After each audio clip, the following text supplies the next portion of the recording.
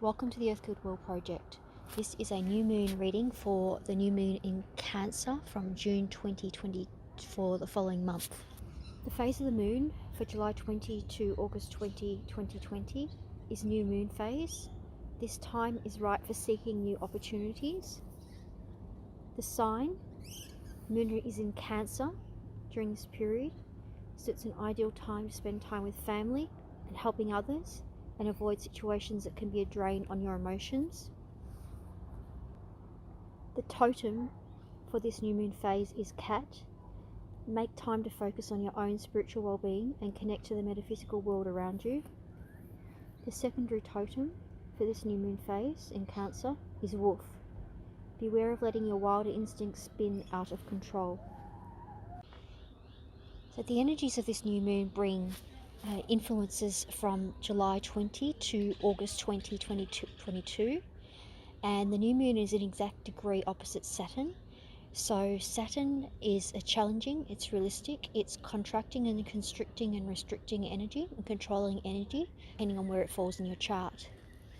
So the last new moon was 0 degrees in Cancer, and it had a challenging angle to Saturn, and it was also a solar eclipse as well. So this new moon is important because there's two new moons in Cancer, moon beginning of July and at the end of July. So that has an important quality for 2020. So this Cancer new moon, it goes from July 20, and the August 3rd is the full moon of Aquarius. And this new moon conjuncts between the sun and the moon, and it's a time to create a fresh chapter in one's life. The moon in Cancer, it transits in Leo, and Leo symbolises the sun. And the sun transits into Leo from July 22nd for 1 month. So it's actually, because 2020 is a leap year, on the chart it would say July 23, but it's actually 1 day earlier for all of the new moons and moons in 2020. So the sun and Leo are both the main elements this month, and they're influenced by Neptune, which is all about spirituality, meditation, correct decision making, holistic health, sensitivity, inspiration, intuition. So in 2020 we had the new moon as a Cancer at the beginning of the end. So that makes it stronger, because it's in Cancer, it strongly influences family matters and relationships. So when sun goes into Leo, the sun shines and brings about dramatic and outgoing energies. So on the 22nd of July, Mercury harmonizes with Uranus, and Vesta comes into presence of the charts around this time and influences the quest for one's well-being and bringing back balance of the opposites within the world around and also within internally. So it's all about how you derive one's well-being with harmony. So Vesta's in Cancer, so this is all related to families and emotional issues. So the focus will be on forgiveness and deeper understanding your previous challenging relationships. It'll also be focused on removing blocks on many levels with one's physical health and mental stuckness and loop thought forms, emotional baggage, financial blocks, relationship impasses, career hiatus, family relationship blocks and like. So it's an important time to listen to one's inner voice and connect with their soul through meditation and positive thoughts, with the Neptune connections influencing the events. And here you can gain a true deeper insights into your life. It's also wise to use natural therapies and holistic medicine to cure health problems rather than traditional Western medicine. So with the Vesta in Cancer, one is triggered by strong emotional energies around that time. And this motivates people to focus on harmony and practicing good relations, particularly within the family life, and restoring balance. Also, there'll be positive global influences with international relations between different countries and different leaders, but it could go either way depending on which planets one's influenced in their charts. It's also an ideal time to build foundations of projects related to the arts, building homes and the like. Also, what is happening during this next month is Saturn, Juno and Pluto are all retrograde. Saturn represents Capricorn going asleep, so it's responsibility, constricting, constraining. The rational side is going to sleep, and this Saturn goes direct in September and October, and they're powerful planets to overcome the obstacles, Saturn, Pluto and Jupiter. So Pluto Saturn Jupiter and Capricorn are all very powerful planets, and they'll rebound strongly when they all go direct. Saturn and Jupiter influence overcoming obstacles. Retrograde planets lessen their influence and they go into a more relaxed state. In weeks after the full moon, some people will relax. With these Saturn and Capricorn energies related to controlling the virus, people in the Northern Hemisphere may take summer vacations, they may go outside and socialise and have drinks with friends, whereas in the Southern Hemisphere, people might rebel against the restrictive energies that are placed on them by Saturn and Capricorn, possibly against wearing masks or engaging in commerce, closing down their businesses, geographical boundaries restricted, and what have you. Caution is required for one's actions in both of these hemispheres because it's a time to practice rational decision making. So in early October, Pluto goes direct, and Saturn and Jupiter also go direct in the end of September, and their influences bring challenges to the world again. Now, Jupiter represents enjoying life and optimism and creative solutions to life's issues, and Pluto influences regeneration from ill health and homelessness and relationship breakdowns and loss of employment, and also influences willpower and wealth as well. So Pluto represents life's realities and responsibilities. It's serious and skeptical and rational and overcoming obstacles. With this influence, it'll allow one to focus on what they want to reject from their life moving forward, and it gives them time to make rational, considered decisions with their life moving forward. So it is suggested that during this period one choose optimism over pessimism with the influence of these planets at play. So what you must decide which planet will influence you the most, either Jupiter or Pluto, and what side of the coin do you want to focus on. So it's basically a balance between the opposites and finding harmony within. There's also a strong need to forgive past people and situations to regenerate and forge a new path in life moving forward.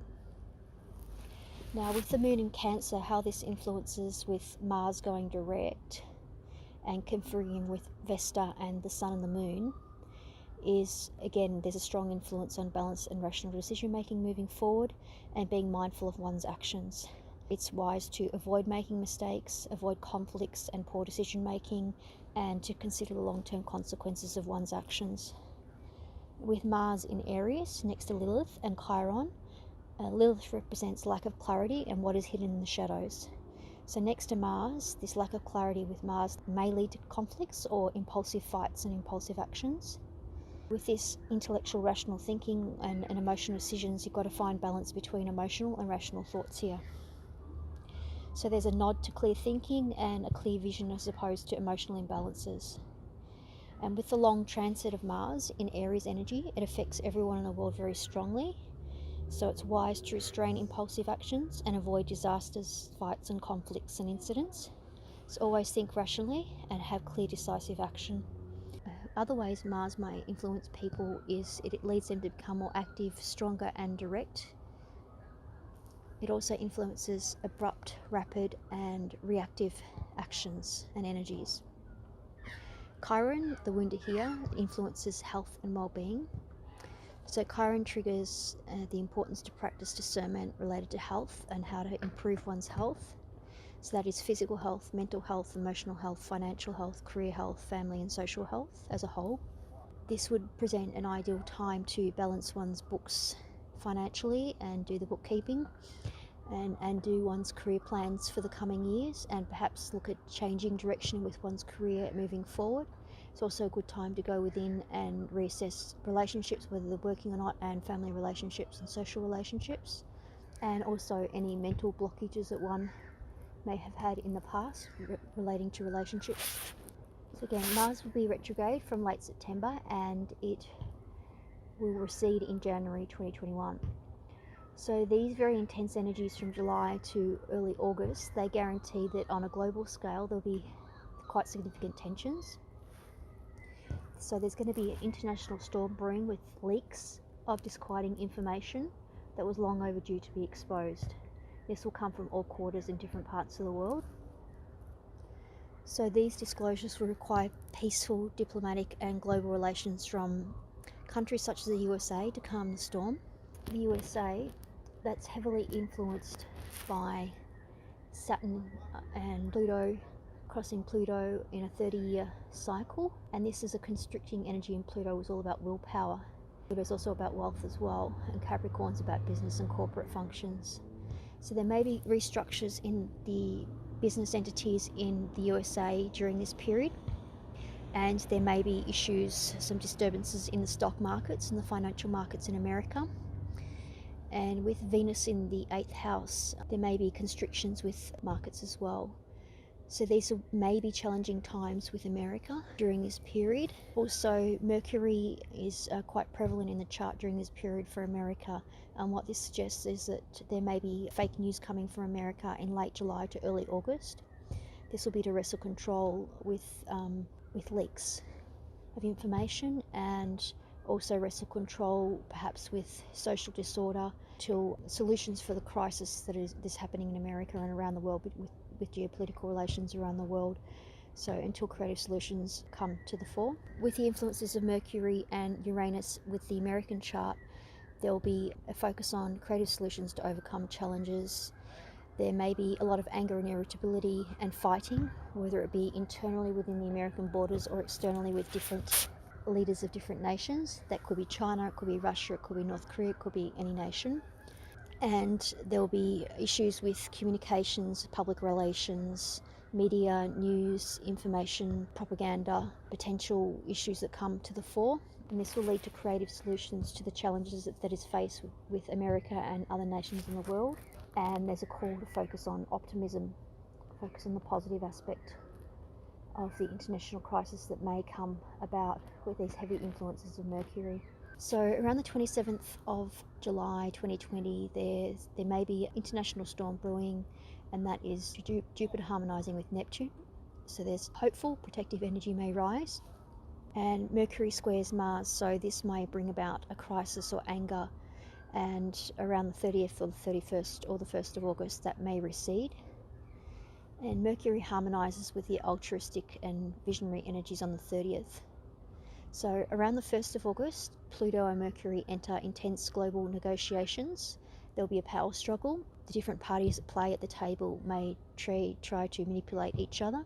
However, the Sun challenges the aspects of Uranus, and there'll be a push to break through from the restrictions and blocks in place, and creative solutions will be put on the table as a result of peaceful diplomatic actions, and then successful outcomes will come about. With the coming month, one should expect the unexpected. There'll be lots of plot twists and changes and positive outcomes. So there's a focus on Neptune and the positive influences through meditation, contemplation, spirituality, and considered action. A focus on forgiveness and deeper understanding of challenging issues at play in previous relationships. There'll be removal of blocks from a holistic health perspective on every level. There's a call to listen to one's inner voice and connect to their soul through meditation, and this is influenced heavily by Neptune and connecting to the deeper insights of life. A focus on natural therapies as opposed to Western medicine. There'll be a renewed focus on forging new and correct paths and decisions and directions in life. There are hidden blessings and clarity revealed for past events and delays in the recent months.